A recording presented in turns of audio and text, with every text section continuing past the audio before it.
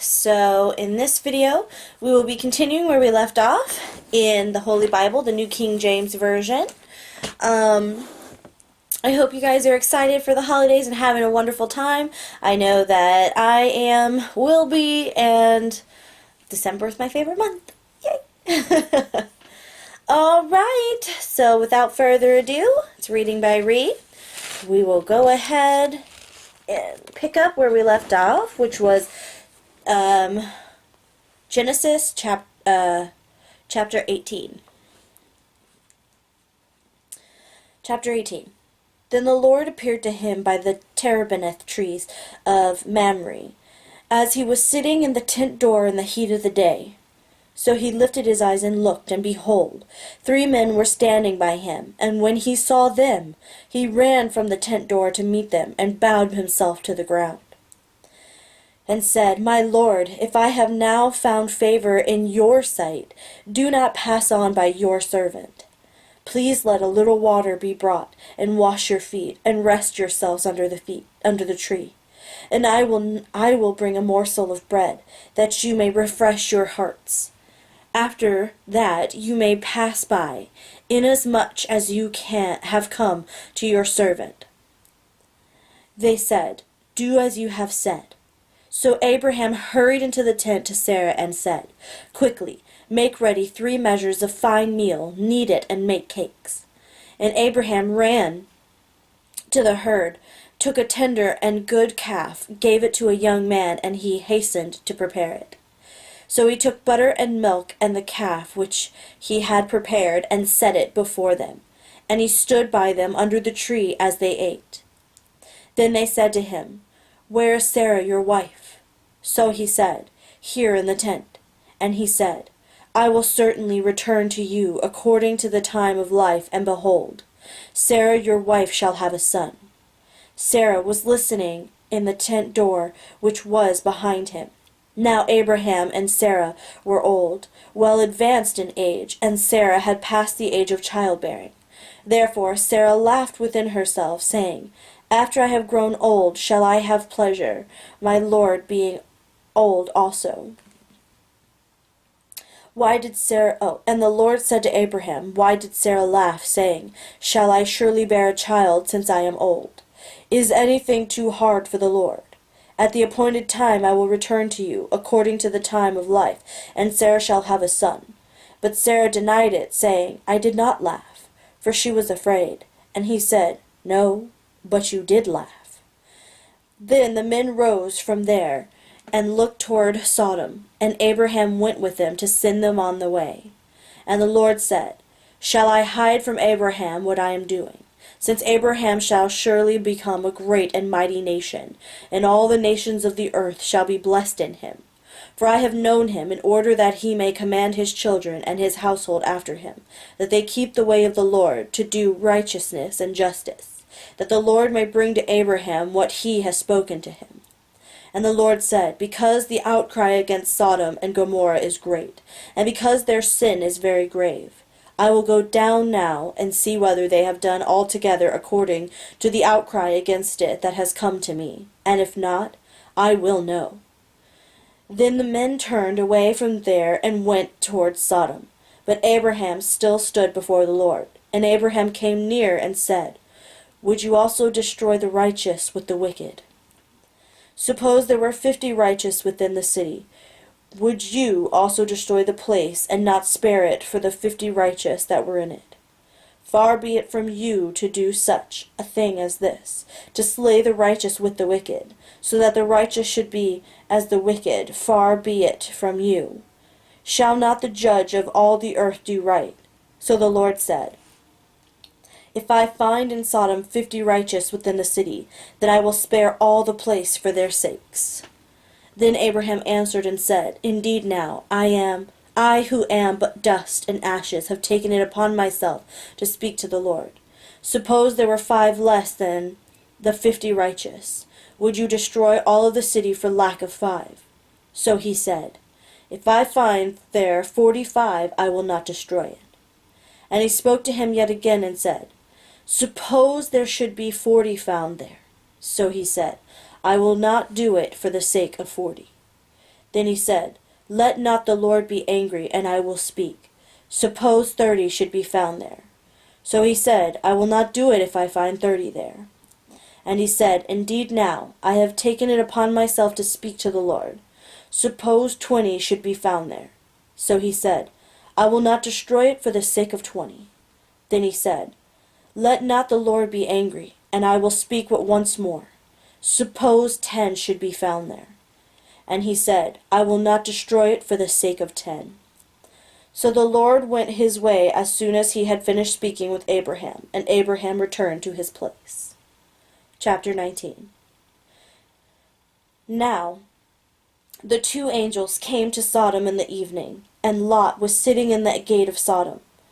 When Lot saw them, he rose to meet them, and he bowed himself with his face toward the ground.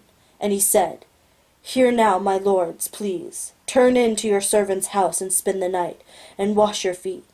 Then you may rise early and go on your way. And they said, No, but we will spend the night in the open square.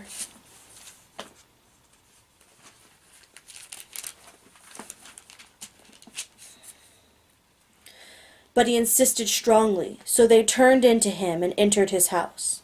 Then he made them a feast and baked unleavened bread, and they ate. Now before they lay down, the men of the city, the men of Sodom, both old and young, all the people from every quarter surrounded the house. Oops, sorry about that. And they called to Lot and said to him, Where are the men who came to you tonight? Bring them out to us, that we may know them carnally. So Lot went out to them through the doorway, shut the door behind him, and said, Please, my brethren, do not do so wickedly. See now, I have 2 daughters who have not known a man. Please let me bring them out to you, and you may do to them as you wish. Only do nothing to these men, since this is the reason they have come under the shadow of my roof. And they said, Stand back.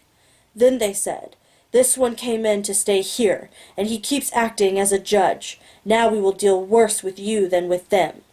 So they pressed hard against the man Lot, and came near to break down the door. But the men reached out their hands and pulled Lot into the house with them, and shut the door. And they struck the men who were at the doorway of the house with blindness, both small and great, so that they became weary trying to find the door. Then the men said to Lot, Have you anyone else here, son-in-law, your sons, your daughters, and whomever you have in the city? Take them out of this place. For we will destroy this place, because the outcry against them has grown great before the face of the Lord, and the Lord has sent us to destroy it. So Lot went out and spoke to his sons-in-law, who had married his daughters, and said, Get up, get out of this place, for the Lord will destroy this city. But to his sons-in-law he seemed to be joking. When the morning dawned, the angels urged Lot to hurry, saying, Arise, take your wife and your 2 daughters who are here, lest you be consumed in the punishment of the city. And while he lingered, the men took hold of his hand, his wife's hand, and the hands of his 2 daughters, the Lord being merciful to him, and they brought him out and set him outside the city. So it came to pass, when they had brought them outside, that he said, Escape for your life. Do not look behind you, nor stay anywhere in the plain. Escape to the mountains, lest you be destroyed. Then Lot said to them, Please know, my lords, indeed now your servant has found favor in your sight, and you have increased your mercy, which you have shown me by saving my life. But I cannot escape to the mountains, lest some evil overtake me and I die. See now, the city is near enough to flee to, and it is a little one. Please let me escape there. Is it not a little one? And my soul shall live. And he said to him, See, I have favored you concerning this thing also, and that I will not overthrow this city for which you have spoken. Hurry, escape there, for I cannot do anything until you arrive there. Therefore, the name of the city was called Zor.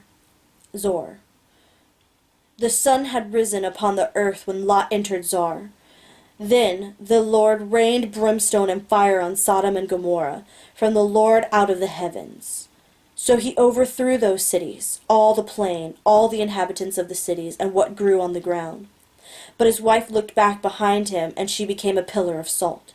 And Abraham went early in the morning to the place where he had stood before the Lord. Then he looked toward Sodom and Gomorrah, and toward all the land of the plain, and he saw, and behold, the smoke of the land, which went up like the smoke of a furnace. And it came to pass, when God destroyed the cities of the plain, that God remembered Abraham, and sent Lot out of the midst of the overthrow, when he overthrew the cities in which Lot had dwelt. Then Lot went up out of Zoar, and dwelt in the mountains, and his 2 daughters were with him, for he was afraid to dwell in Zoar. And he and his 2 daughters dwelt in a cave. Now the firstborn said to the younger, Our father is old, and there is no man on the earth to come in to us, as is the custom of all the earth. Come, let us make our father drink wine, and we will lie with him, that we may preserve the lineage of our father. So they made their father drink wine that night, and the firstborn went in and lay with her father, and he did not know when she lay down or when she arose. It happened on the next day that the firstborn said to the younger, Indeed, I lay with my father last night. Let us make him drink wine tonight also, and you go in and lie with him, that we may preserve the lineage of our father. Then they made their father drink wine that night also. And the younger arose and lay with him, and he did not know when she lay down or when she arose. Thus both the daughters of Lot were with child by their father. The firstborn bore a son, and called his name Moab. He is the father of the Moabites to this day. And the younger, she also bore a son, and called his name Ben-Ami. He is the father of the people of Ammon to this day. Okay, so that was the end of chapter 19, and we will pick up on chapter 20 in the next video when we get to it. That was a little strange. So it's a little bit of incest, but I do know that that was a thing, you know, back in the early times, to keep the bloodlines pure anyway. I'm not sure if that's, you know, what they were doing. I guess they were just keeping it going, but it was interesting. Alright, so that's it for now. Until next time, reading by Ree. Bye.